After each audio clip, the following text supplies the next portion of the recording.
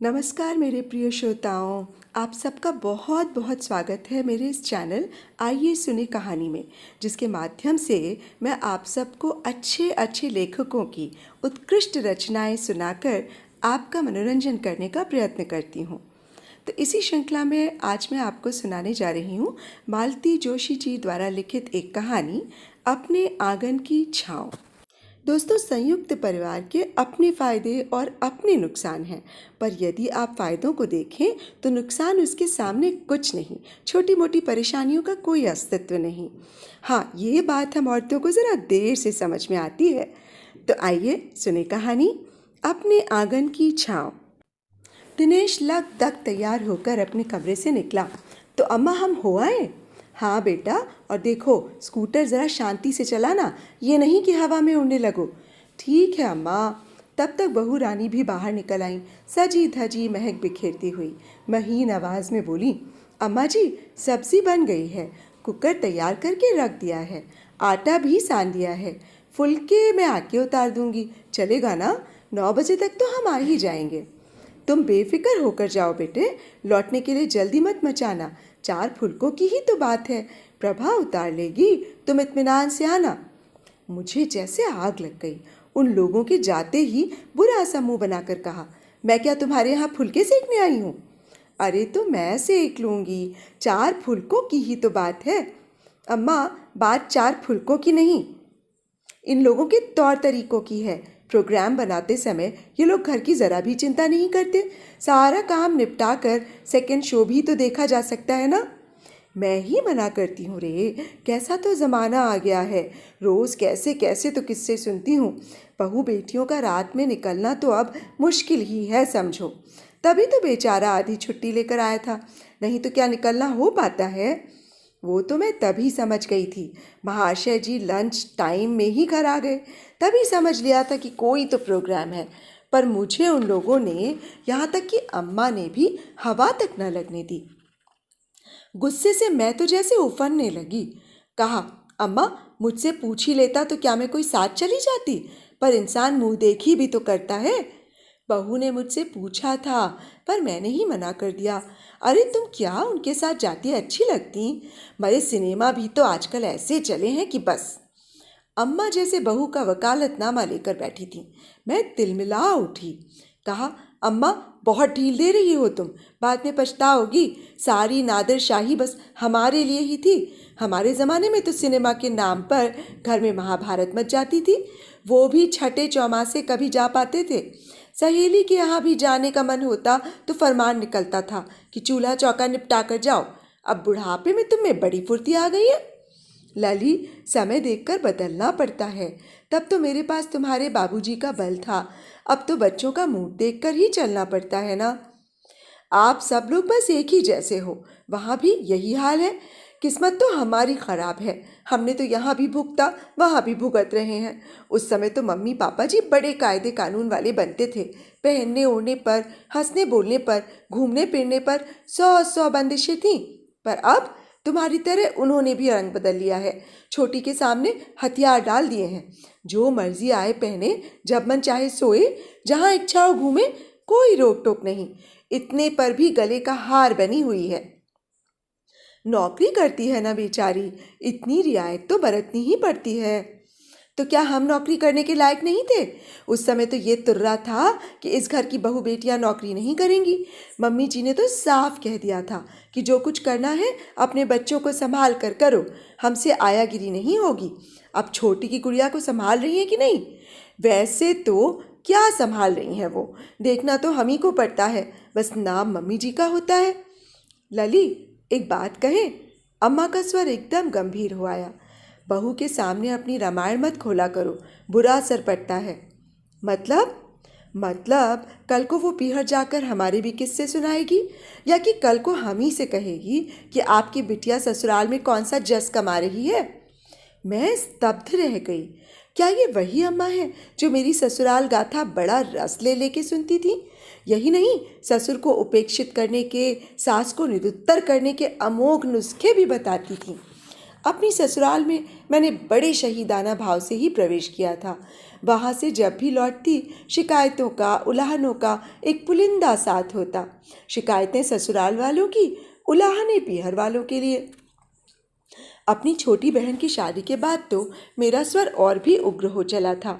विवाह का विवाह न केवल प्रेम विवाह था, बल्कि वो अंतर्जातीय भी था।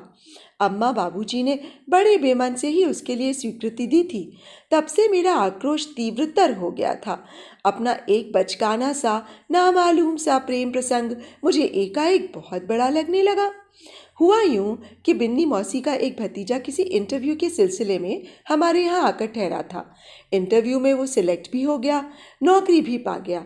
फिर भी उसकी आमदरफ्त जारी रही। अम्मा बाबूजी भी खुश थे कि घर में बैठे एक अच्छा लड़का हाथ आ गया। एक आध बार वो हम भाई बहनों को पिक्चर भी ले गया था।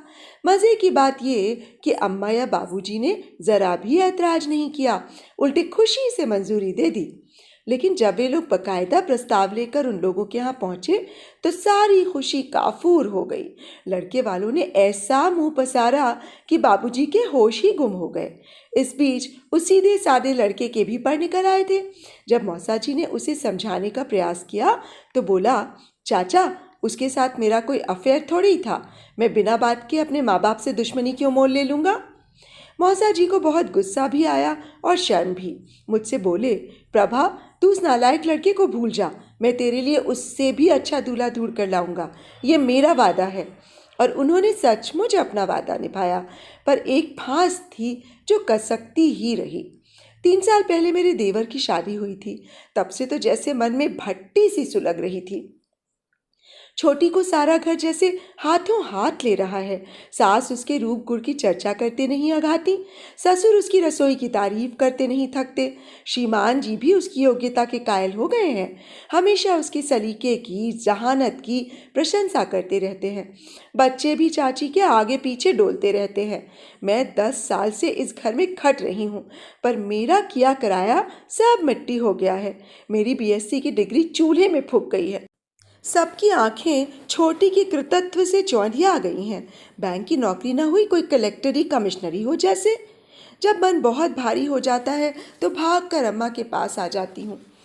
कह सुनकर थोड़ा हल्का हो लेती हूँ। इतने दिनों तक तो अम्मा भी सहानुभूति से सब सुन लेती थीं, पर इस बार उनके तेवर बदले हुए हैं। अब उनकी सारी दुनिया बेटे बहू में सिमट गई है, किसी तीसरे का वहाँ प्रवेश नहीं है। हमारे लिए तो अम्मा साक्षात चंडी का अवतार हुआ करती थीं। बहू को लेकिन 100 खून माफ है। हम लोग जरा सी बिंदी टिकुली भी लगा लेती थी तो जैसे आसमान फट पड़ता था, और बहू के साज श्रृंगार को ऐसे मुग्ध भाव से देखती रहती हैं कि बस उन्हें लगता है जैसे उनके आंगन में रानी पद्मिनी का ही डोला उतरा है। अभी उस दिन दोनों किसी रिसेप्शन से लौटे तो अम्मा बोली, लली नेक राई नून तो उतार दो, पता नहीं वहाँ किस किस ने कैसी कैसी नज़र से देखा होगा। मुझे हंसी भी आई और गुस्सा भी। अब शादी ब्याह में तो हर कोई सच सवर कर जाता है, इनकी बहू कोई अनोखी है जो नजर आ जाएगी। पर अम्मा से बहस कौन करे। हाँ, एक दिन विभा के पास मैं ज़रूर जाकर भुनभुनाई थी तो बोली, अम्मा ठीक ही तो कर रही हैं, इकलौते बेटे बहू से बिगाड़ करके बुढ़ापे में कहाँ जाएंगी। क्या हम तुम उन्हें हमेशा के लिए रख सकते हैं। आंगन में नल फुरफुरा रहा था। अम्मा ने कनखियों से मेरी ओर देखा। मैं जानबूझकर सुबह का बासी अखबार दोबारा पढ़ती रही। ये बेकार करने को एक हम ही रह गए हैं। अपने लाडलों को तो सिनेमा भेज दिया, अब भुगतो। पीहर में क्या हम यही सब करने आए हैं, तो अपने घर में क्या बुरे थे। मुझे पढ़ने में मसरूफ देखकर अम्मा घुटनों पर हाथ देकर उठीं और भीतर चली गईं। आजकल सुबह का पानी भी उनके ही जिम्मे है। बेटा बहू देर तक सोते रहते हैं, उन्हें जगाने का मन नहीं होता, या यूँ कहो कि हिम्मत नहीं पड़ती। जोर तो सारा बेटियों पर ही चलता था। दिनेश की अम्मा घर पर हो का। मिश्रानी मौसी अम्मा को गुहारते हुए घर में घुसी और मुझे देखकर ठिठक गई। अरे प्रभा बिटिया, अभी यहीं हो क्या, मुझे लगा चली गई हो। मुझे इतना ताव आया, अगर यहाँ हूँ भी तो क्या इनका दिया खा रही हूँ। मैं चलती हूँ बिटिया, तुम्हारी अम्मा को लेने आई थी। आज वेणुगोपाल जी के मंदिर में स्वामी जी का प्रवचन है ना, पर अब तुम यहाँ हो तो मुझे नहीं लगता वो चल पाएंगी। क्यों नहीं चलेंगी मौसी, मैं क्या उन्हें रोकती हूँ। तुम तो नहीं रोकती बिटिया, पर 4 दिन बेटी घर पे आती है तो माँ का मन उसके पास ही डोलता रहता है। 4 दिन नहीं मौसी, मैं तो पूरा महीना रह कर जाऊंगी, मैंने जानबूझकर कहा। ज़रूर रहो बिटिया, तुम्हारा घर है, खूब रहो, भौजाई का सुख लो। बच्चे भी साथ आए हैं। बच्चे कैसे आ सकते हैं, उनके तो स्कूल चल रहे हैं ना। तो वहाँ उन्हें कौन देखता है? उन्हें क्या देखना है मौसी, अब तो बड़े हो गए हैं। तभी अम्मा बीच में टपक पड़ी। घर पर इसकी सास है ना, और देवरानी भी है, दोनों मिलकर देख लेती हैं। इसकी तबीयत ज़रा ढीली चल रही थी तो मैंने आराम करने को बुला लिया। घर पर देखने वाले हैं तभी तो हिम्मत कर सकी। साथ रहने का यही तो फ़ायदा है, मौसी बोली। लोग समझते नहीं हैं, भले ही नौकरों की फौज पाल लो, पर अपनों की सी देखभाल थोड़ी ही हो सकती है। मैं ब्याह कर आई थी तब हमारा 30 लोगों का कुटुंब था। मेरे 7 बच्चे थे, पर पता ही नहीं चला कब कैसे बड़े हो गए। अब तो एक होता है तो भी रोना छींकना लगा रहता है। संयुक्त परिवार की अच्छाइयों पर संक्षिप्त सी चर्चा के बाद मौसी चली गईं तो मैंने मम्मा को आड़े हाथों लिया। मेरी सास और देवरानी का इतना बखान करने की क्या ज़रूरत थी? क्या तुम्हें पता है कि वे मेरे बच्चों को कैसी देखभाल करती हैं? अच्छी ही करती होंगी, तभी तो तुम निश्चिंत होकर यहाँ रह सकती हो, नहीं तो अब तक 10 फ़ोन आ गए होते। और ये मेरी तबीयत का क्या चक्कर है? उस दिन दिनेश भी पूछ रहा था, दीदी चेकअप के लिए जब जाना हो तो बता देना, मैं छुट्टी ले लूँगा। क्या यहाँ आने के लिए बीमार पड़ना ज़रूरी है? क्या मैं भली चंगी यहाँ नहीं आ सकती? कैसी बात करती है पगली, ये तेरे बाप का घर है, कम से कम जब तक मैं हूँ तुझे कोई रोक टोक नहीं है। पर सच तो ये है कि बहन बेटी का आना मौके मौके से ही अच्छा लगता है। अब मैं हर किसी से ये तो नहीं कह सकती कि तुम अपने दूल्हे से रूठ कर चली आई हो, कुछ ना कुछ बहाना तो बनाना ही पड़ता है ना। ये तुमसे किसने कह दिया कि मैं रूठ कर आई हूँ? मेरी आंखें नहीं है क्या? पिछले 10 दिनों में एक भी फ़ोन नहीं आया, न तुमने वहाँ बात की। बूढ़ी हूँ तो क्या, इतना तो समझती ही हूँ। तुम्हारी समझ के क्या कहने अम्मा, तुम तो महान ज्ञानी हो।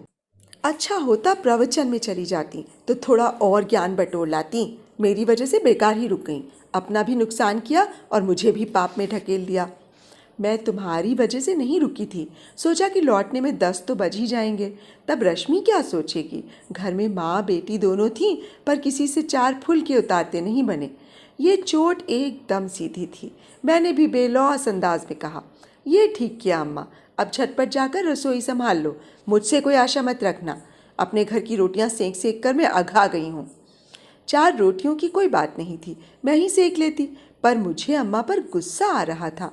अनजाने उन्होंने मेरी दुखती रग छू दी थी। मैं सचमुच रूठ कर ही यहाँ आई थी। 15 दिन हो चले थे, पर किसी ने भी मुझे मनाने की पहल नहीं की थी। यूँ तो बात बिल्कुल ज़रा सी थी। विवेक शीतल दक्षिण भारत की यात्रा पर गए थे। लौटते समय सबके लिए कुछ न कुछ लाए थे। मेरे लिए मैसूर सिल्क, मम्मी जी के लिए कांजीवरम, पापा जी के लिए पूजा वाली रेशमी धोती, पूर्वा के लिए जरी बॉर्डर वाली घाघरा चोली, प्रतीक और उसके पापा के लिए सिल्क के कुर्ते।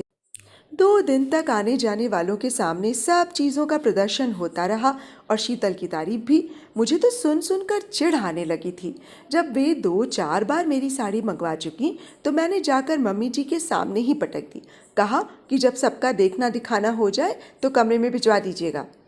बाहर वालों के सामने अपनी ऐसी अवमानना से मम्मी जी तो हक्की बक्की रह गईं। इन्हें भी अच्छा नहीं लगा।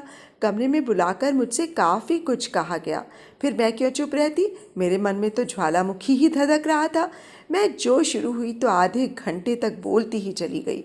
पता नहीं कितने दिनों का संचित आक्रोश सतह पर आ गया था। शीतल कुछ भी करती है तो उसकी तारीफ होती है। मैं जो 10-12 साल से खट रही हूँ सब मिट्टी हो गया। शादी के बाद बस 2 दिनों के लिए रोते छींकते पचमढ़ी गए थे। उसके बाद से तो सांस लेने की फुर्सत नहीं मिली है। पारुल की शादी, विवेक की पढ़ाई, पापा जी का रिटायरमेंट, मम्मी जी का ऑपरेशन, सब मैंने ही तो भुगता है। पर मजाल है कि कभी किसी ने प्रशंसा का एक शब्द भी कहा हो। उन लोगों को तो बिना पैसे की एक नौकरानी मिल गई है, उसी के बल पर सबकी ऐश हो रही है। मैं भी अपना करियर लेकर बैठ जाती तब पता चलता। 1 घंटे तक अनवरत बोलती रही मैं। ये चुपचाप मेरी बात सुनते रहे, बीच में एक बार भी टोका टाकी नहीं की। जब मेरा आवेश कुछ कम हुआ तो शांत स्वर में बोले, प्रभा, इस घर के लिए तुमने जो कुछ भी किया है उसे सब जानते हैं और मानते हैं। इसके लिए सब तुम्हारे गुण भी गाते हैं, पर तुम्हारे सामने कोई कुछ नहीं कह पाता, क्योंकि तुमने कभी वैसा माहौल ही नहीं बनने दिया। तुमने जो भी किया उसमें एक कर्तव्य बोध था, आस्था नहीं थी। तुमने सब कुछ दिया, अपना समय भी, अपना श्रम भी, पर अपनत्व नहीं दिया। तुम जिस निर्लिप्त भाव से करती रहीं, लोग उसी औपचारिकता से उसे लेते रहे। न लेने में रस रहा, न देने में। यही शीतल तुमसे बाजी मार ले गई। उसने वही दिया जिसके लिए इस घर के लोग तरसते रहे हैं। उसने भरपूर प्यार दिया है, अपनापन दिया है। हो, मीठा बोलने से कोई पैसे थोड़ी लगते हैं। यही तो मैं कह रहा हूँ, पर तुमसे वही तो नहीं होता। बस एहसान पर एहसान करती चली गई, पर एक क्षण के लिए भी इस घर से जुड़ नहीं पाई।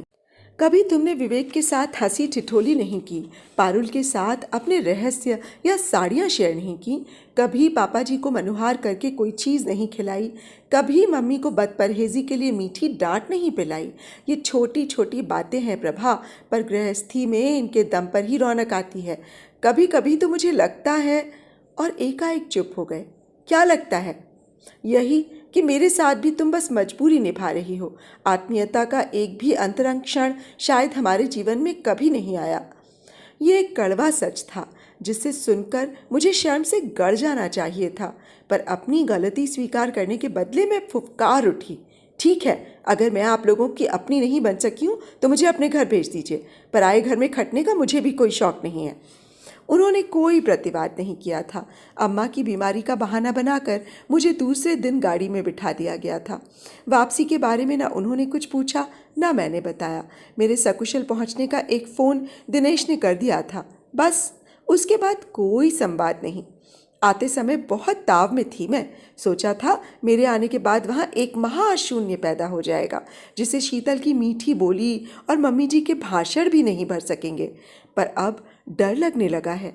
बड़े से बड़ा शून्य भी समय के साथ भर जाता है। उन लोगों को भी मेरे ना होने की आदत पड़ जाएगी। क्या पता पूर्वा और प्रतीक भी माँ के बिना जीना सीख लें। और जिनके दम पर इतनी ठसक दिखाई थी, उन्होंने भी तो निराश ही किया है। दबी जुबान से अम्मा ने भी तो जता ही दिया है कि बहन बेटी का बेमौके पीहर आना अच्छा नहीं लगता। उल्टे सीधे ख्यालों का बोझ इतना भारी हो गया कि घर में मेरा दम घुटने लगा। मैंने साड़ी बदली, चप्पल पहनी और पर्स लटका कर बाहर चली आई। अम्मा से कहने की भी ज़रूरत नहीं समझी। कुछ देर तक बाजार में यूं ही चहलकदमी करती रही। फिर पता नहीं क्या सोचकर टॉफ़ी बिस्कुट खरीदे, एक मिठाई का डिब्बा लिया और रिक्शे पर बैठकर सीधे विभा के यहाँ चल दी। विभा का घर शहर के एकदम दूसरे छोर पर है।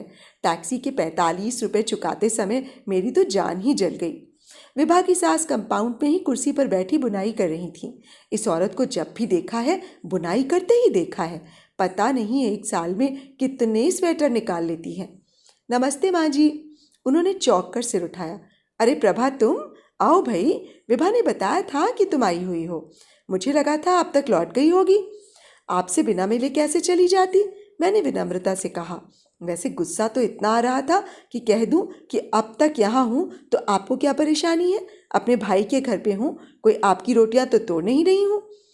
विभा के लौटने में भी तो अभी देर होगी ना। हाँ, 6 के बाद ही आती है, दोनों साथ ही आते हैं। प्रसाद कहाँ है? ट्यूशन गया है, 7 बजे तक लौटेगा। अब उन्हें याद आया कि मैं अब तक खड़ी हुई हूँ। बोली, अंदर चलोगी या यहीं बैठोगी? कुर्सी लानी पड़ेगी। मैं चुपचाप एक कुर्सी उठा लाई और उनके सामने बैठ गई। विषय तो सारे समाप्त ही हो गए थे। मैं यूं ही उनके स्वेटर की डिज़ाइन देखती रही। हवा में ठंडक बढ़ रही थी, पर वे अपने आसन पर जमी हुई थी। तभी एक स्कूटर गेट के पास आकर रुका और मैंने राहत की सांस ली। विभा और देवेन लौट आए थे। विभा बेहद थकी लग रही थी, पर मुझे देखते ही उसका चेहरा खिल उठा। ओह, व्हाट अ प्लेजेंट सरप्राइज दीदी। अब कुछ भी कह लो, सरप्राइज तो है ही। ऐसे तो तुम लोग बुलाते नहीं हो, सोचा खुद ही निमंत्रण ले लूं। क्या बात करती हैं दीदी, विभा से पूछिए। मैंने कितनी बार तो कहा होगा कि दीदी आई हैं तो एक दिन खाने पर बुला लो। झूठे कहीं के, इन्हें तो शायद ये भी पता नहीं होगा कि मैं अब तक यहीं हूँ। औरों की तरह ये भी सोचते होंगे कि मैं वापस लौट गई हूँ। फिर भी सौजन्यवश कहना पड़ा। देखिए, आपका बहुत मन था ना, इसलिए मैं खुद ही चली आई। ये आपने बहुत अच्छा किया, देवेन ने प्रसन्न मुद्रा में कहा। विभा लेकिन कुछ असमंजस में दिखाई दी। उसने इशारे से देवेन को भीतर बुलाया। 2 मिनट में वे बाहर आ गए और स्कूटर पर बैठकर चल दिए। ये उन्हें आते ही कहाँ भेज दिया विभा, मैंने भीतर जाकर कहा। किसी फॉर्मेलिटी की ज़रूरत नहीं है, मैं तो ऐसे ही आ गई थी। फॉर्मेलिटी क्या करूँगी दीदी, बस सब्जी भर मंगाई है, उसने चाय चढ़ाते हुए कहा। रोज़ तो लेते हुए ही आते हैं, पर आज हौसला ही ना रहा। तबीयत तो ठीक है ना तुम्हारी? बहुत थकी हुई लग रही हो, मैंने उसके निस्तेज चेहरे को ध्यान से देखते हुए कहा।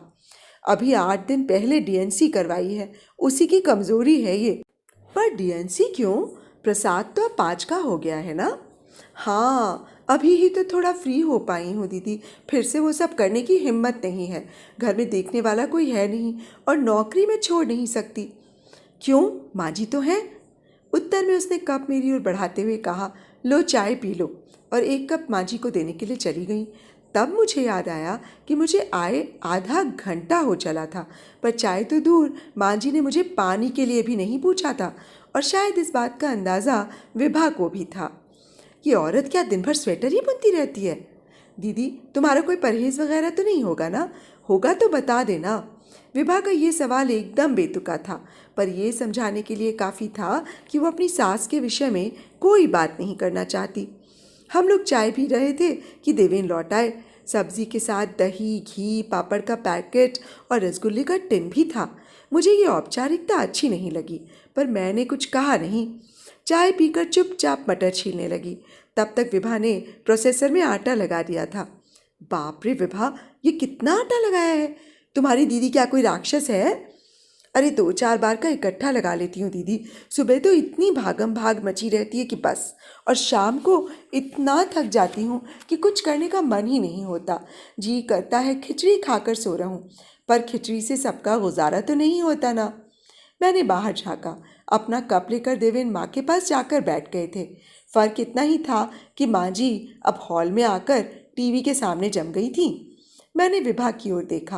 वो सचमुच थक गई थी और यहाँ उसका हाथ बटाने वाला कोई नहीं था। विभा, तुम सब्जी वगैरह देखो, तब तक मैं एक तरफ फुल्की उतार देती हूँ। अरे नहीं दीदी, ज़रा सी देर को आई हो तो क्या यहाँ भी काम करोगी? अपने घर में तो करती ही हो। वैसे भी ये लोग शाम को गरम फुल्के ही खाते हैं। खाने बैठेंगे तो उतारती जाऊंगी। इसी बीच प्रसाद ट्यूशन से लौट आया था। अपना काम रोककर विभा ने उसके कपड़े बदले, हाथ मुंह धुलवाए, दूध का गिलास थमाया और वापस रसोई में जुट गई। बाहर माँ बेटे बदस्तूर बातें करते रहे। तू सच कहती है क्या? यही कि घर में देखने वाला कोई नहीं है। वो फीकी सी हंसी हंसती, पर जवाब में उसने कुछ नहीं कहा। जाहिर था वो इस विषय पर बात ही नहीं करना चाहती थी। जब प्लेटें लगनी शुरू हुई तो मैंने कहा, विभा, अभी मेरी मत लगाना, मैं बाद में तुम्हारे साथ खाऊंगी। पर माँ जी नहीं मानी। वाह, ये कैसे हो सकता है? तुम हमारी मेहमान हो, तुम्हें छोड़कर हम कैसे खा लें? मजबूरन सबके साथ बैठना पड़ा, पर गले से कौर नहीं उतर रहा था। जब सब लोग खा चुके तो मैंने कहा, अब तो आ जाओ, मैं कब से हाथ रोक कर बैठी हूँ। विभा अपनी प्लेट लेकर आ गई। खिसियानी हंसी हंसकर बोली, रोज़ तो मैं माँ जी को पहले ही परोस देती हूँ, हम दोनों बाद में खाते हैं। आज तुम्हारी वजह से देवेन ने भी पहले खा लिया। दरअसल मम्मी जी छूत छात बहुत मानती हैं, उन्हें सीधे उल्टे हाथों से खाना निकालना अच्छा नहीं लगता। मैं तो समझती थी कि एक हमारी अम्मा ही दकियानूस है, पर अब तो वो भी काफ़ी सुधर गई हैं। उसी समय फ़ोन की घंटी बजी। विभा ने थोड़ी देर प्रतीक्षा की, पर आखिर उसे ही उठना पड़ा। सीरियल बीच में छोड़ना किसी को भी गवारा नहीं था, लेकिन बाद में प्रश्नों की बौछार शुरू कर दी। किसका फ़ोन था? क्यों था? दिनेश का था। पूछ रहा था दीदी को लेने आऊँ क्या? मैंने कहा रहने दो, आज रात यहीं रह जाएंगी। फिर दोबारा खाने पर बैठते हुए धीरे से पूछा, क्या तुम घर पर बताकर नहीं आई थी? अरे मैं तो यूं ही घूमने निकल पड़ी थी, मन हुआ तो यहाँ चली आई। पता है वहाँ सब कितनी चिंता कर रहे थे। वो तो रश्मि ने सुझाया कि एक बार छोटी दीदी के यहाँ देख लो, तो यहाँ फ़ोन किया। वो तो अच्छा हुआ कि फ़ोन मैंने ही उठाया, नहीं तो इस ज़रा सी बात का इशू बन जाता। मेरी समझ में नहीं आया कि इसमें इशू जैसी क्या बात थी। अपनी बहन के घर ही तो आई थी मैं। खैर, रात यहाँ गुजारने का ख्याल अच्छा था। सोचा जम कर गप्पे होंगी। शाम से यहाँ हूँ, पर दो बातें भी खुलकर नहीं हो पाई हैं। लेकिन विभा इतनी थकी हुई थी कि बिस्तर पर आते ही ढेर हो गई। मैं ही प्रसाद को कहानियाँ सुनाती रही, फिर वो भी सो गया। मैं ही पागलों की तरह जागती रही। नई जगह वैसे भी नींद नहीं आती। बार बार नज़र विभा के बुझे बुझे चेहरे की ओर जा रही थी। लगता था जैसे वो खुश नहीं है। अभी कल तक मुझे उसकी किस्मत पर रश्क होता था। मनपसंद दूल्हा, अच्छी सी नौकरी, प्यारा सा घर, फूल सा बच्चा, फिर वो इतनी बुझी बुझी सी क्यों है? अम्मा के यहाँ आती है तो कैसे खिलखिलाती रहती है। लगता है जैसे इसके जीवन में कोई दुख ही नहीं है। और अब इसकी आंखों में इतना सूनापन क्यों है? कहीं ये कमजोरी के कारण तो नहीं? अभी पिछले हफ्ते ही तो इसने डीएनसी करवाई थी। मैं तो यहीं थी तब। डर के मारे अम्मा को ना बताया हो, पर मुझसे तो कह सकती थी। 2 दिन के लिए मैं यहाँ आ जाती, इसे कुछ तो आराम मिलता। पर इसने तो खबर करना भी ज़रूरी नहीं समझा। विभा, मैंने आवाज़ दी। वो नींद में कुनमुनाई और करवट बदल कर सो गई। मेरा अभियोग मन ही में रह गया। सुबह आराम से उठी, देखा विभा रोटियां बेल रही है। अरे, तुम तो नहा चुकी? हाँ, माँ जी के लिए भी अभी से बनाकर रखती हूँ ना। इतनी बंदिश! बाप रे! अम्मा से तो बात बात पर लड़ लेती थी, पर बेचारी ने सास के सामने हथियार डाल दिए। मैं सोच ही रही थी कि बिना नहाए किचन में जाऊं कि ना जाऊं, तभी विभा ने कहा, दीदी मैं तुम्हारी चाय वहीं ला रही हूँ। मैं वहीं डाइनिंग टेबल पर बैठ गई। बहन का हाथ बटाने का विचार छोड़ दिया। देवेन भी मेरे पास आकर बैठ गए थे। कल से उनके साथ भी ढंग से बातचीत नहीं हो पाई थी। सुनो, विभा ने पति से कहा, आज तुम अकेले निकल जाना, मैं दीदी को घर छोड़ती हुई आ जाऊंगी। हम लोग थोड़ा जल्दी ही निकल लेंगे। बस से जाना है ना, देर लगेगी तो ऑटो कर लेंगे ना। नहीं दीदी, बेकार 50 रुपये फूकने से फ़ायदा। बस अब तुम जल्दी से तैयार हो जाओ। मैं तैयार होकर आई, तब तक वो खुद तैयार हो चुकी थी और प्रसाद को यूनिफॉर्म पहना रही थी। उसे देवेन के साथ भेजकर उसने दाल चावल का कुकर तैयार किया। माँ जी जला लेंगी। 12:30 पर प्रसाद आता है। माँ जी 12 बजे गैस जला देती हैं। हाँ, बच्चा गरम गरम दाल भात तो खाए, रोटी तो बेचारा ठंडी ही खाता है, माँ जी ने बिस्तर कर कहा। मन हुआ कह दूं कि आप किस मर्ज की दवा हैं, 2 रोटी नहीं बना सकती, पर चुप ही रही। बहू की अनुपस्थिति में पोते को खाना खिला देती हैं, यही क्या कम है? कल से जो देख रही थी, इससे तो उसकी उम्मीद भी कम ही थी। देवेन और उसकी माँ से विदा लेकर हम लोग 9:30 बजे ही निकल पड़ी। सड़क पर आकर मैंने कहा, विभा तुम मेरे लिए क्यों हलकान हो रही हो? मैं अकेले भी सही सलामत पहुँच जाऊँगी। मैं जानती हूँ दीदी, जब अकेली आई हो तो जा भी सकती हो। मैं तो अपने ही स्वार्थ के लिए तुम्हारे साथ चल रही हूँ, इसीलिए बस से जाना तय किया है। पैसे भी बचेंगे और कुछ देर का साथ हो जाएगा। घर में तो तुमसे ठीक से बात भी नहीं हो पाई, एक तो काम और दूसरे जासूसी। क्या मतलब? जासूसी कैसी? हमारी परम पूजनीय सासू माँ है ना, कब दबे पांव दरवाजे के पास आकर खड़ी हो जाती हैं, पता ही नहीं चलता। इस घर में तो पति पत्नी का एकांत भी सुरक्षित नहीं है। अब प्रसाद को भी ट्रेनिंग दे रही हैं। उसके सामने बात करते डर लगता है, फौरन जाकर दादी से बता देता है। देवेन कुछ नहीं कहते, वे तो पूरे श्रवण कुमार हैं। उनकी माताश्री ने हमारे अंतर जातीय विवाह को स्वीकृति दे दी थी। इसका एहसान अब जिंदगी भर उठाना पड़ेगा। इसमें एहसान की क्या बात है? बुढ़ापे में इकलौते बेटे से बिगाड़ करके वो भला कहाँ जाती? इस स्वीकृति में उनका अपना स्वार्थ भी तो है। पर ये इतनी सीधी सी बात मेरे मियाँ की समझ में नहीं आती। वे जैसे माँ के सामने बिछे जाते हैं, पर वे अपने आसन से इंच भर भी हिलना नहीं जानती। यूं तो मुझसे बड़े प्रेम से बोलती हैं, पर दिन भर अपने उच्च वर्णीय होने का दंभ भरती रहती हैं। संस्कारों के नाम पर सारे नियम उपनियमों का कठोरता से पालन करवाती हैं। कभी कभी मन इतना खराब हो जाता है कि बस। मुश्किल तो ये है कि किसी से यह सब कहा भी तो नहीं जा सकता। अम्मा तो फौरन कह देंगी कि तुम ही ने अपने पैरों पर कुल्हाड़ी मार ली है, हम क्या करें? अम्मा ढूंढती तो क्या इससे अच्छा ढूंढ लेती। मेरे लिए कौन से धन्ना सेठ लाई हैं? पर आज तुम अम्मा से कह तो सकती हो कि ये मुझे कहाँ पटक दिया। मेरे लिए तो वो भी सुभिता नहीं है। बस जल्दी ही आ गई थी। भाग्य से भीड़ भी उतनी नहीं थी। हमें अगल बगल वाली 2 सीटें मिल गई थीं। खिड़की के पास बैठकर मैं कुछ देर तक फिसलती हुई सड़क को देखती रही, पर दिमाग में विभा की बातें चक्कर काट रही थीं। कितनी दुखी है बेचारी, और मैं पागल बेवजह उससे ईर्ष्या करती रही। विभा, मैंने सांत्वना के स्वर में कहा, ये सास लोग सब जगह एक सी होती हैं, कुछ गरम और कुछ कम गरम, पर नरम तो कोई नहीं होती। तुम्हारे श्रीमान जी तो ठीक है ना? हाँ, ठीक ही हैं। सच तो ये है दीदी कि प्रेमी और पति में बहुत अंतर होता है, पर यह अंतर शादी के बाद ही पता चलता है। ये तो मेरे लिए एकदम नई बात थी। इसी आदमी के लिए विभा घर परिवार से, समाज से लड़ गई थी, आज उसी को लेकर मोहभंग की त्रासदी भुगत रही है। मेरा मन करुणा से भर आया। मैंने कनखियों से उसकी ओर देखा। वो एकटक एक पोस्टर को देख रही थी। किसी डेंटल टॉनिक का विज्ञापन था, पर उस पर बना बच्चा बड़ा प्यारा था। ये बच्चा कितना प्यारा है ना दीदी, मैं ये बच्चा चाहती थी। उसकी बात समझने में मुझे एक क्षण लगा। उसका मंतव्य समझते ही मैंने कहा, तो हो जाने देती ना, मैंने तो कल भी कहा था। किसके भरोसे होने देती? प्रसाद को तो एक तरह से अम्मा ने ही पाला है, पर अब तो उनका भी बुढ़ापा है, फिर वहाँ भी अब एक नन्हा मुन्ना आने वाला है। अम्मा के लिए तो पहली प्रायोरिटी वही रहेगी ना।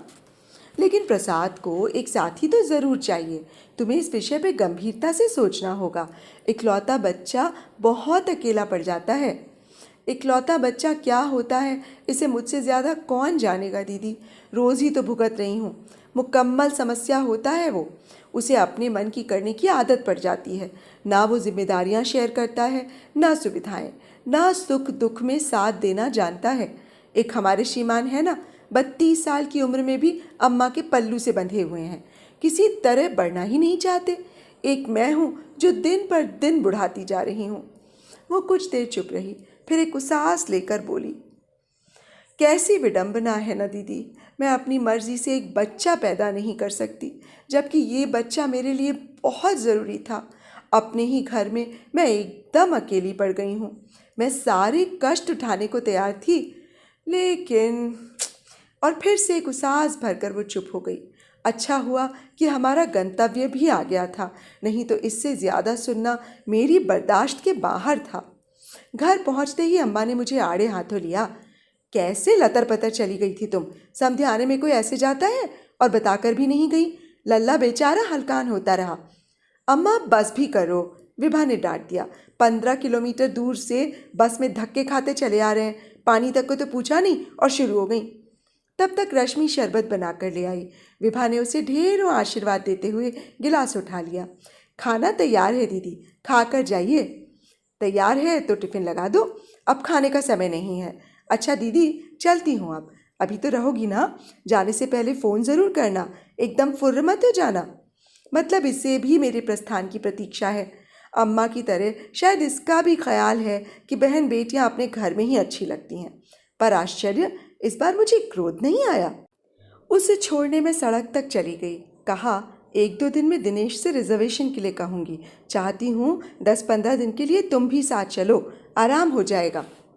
अभी तो मुश्किल है दीदी, प्रसाद के टर्मिनल्स हैं, ऑफिस में भी ऑडिट का चक्कर है। बाद में ही सही, पर आऊँगी ज़रूर। मेरा मन भी 2-4 दिन की छुट्टी के लिए छटपटा रहा है, पर निकलना ही नहीं होता। महीनों हो जाते हैं मैं अम्मा के पास भी नहीं आ पाती। एक रात भी यहाँ रुक जाऊँ तो घर पर सारा सिस्टम फेल हो जाता है। एक बात और इस बात पर खूब गंभीरता से विचार करना। दोबारा चांस अगर लेना चाहो तो ज़रूर ले लो। 1-2 महीना मैं तुम्हारे पास रह जाऊंगी।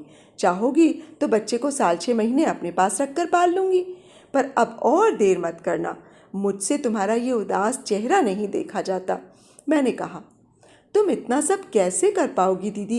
इतने दिनों तक घर छोड़ना क्या आसान है? ऐसा मुश्किल भी नहीं है।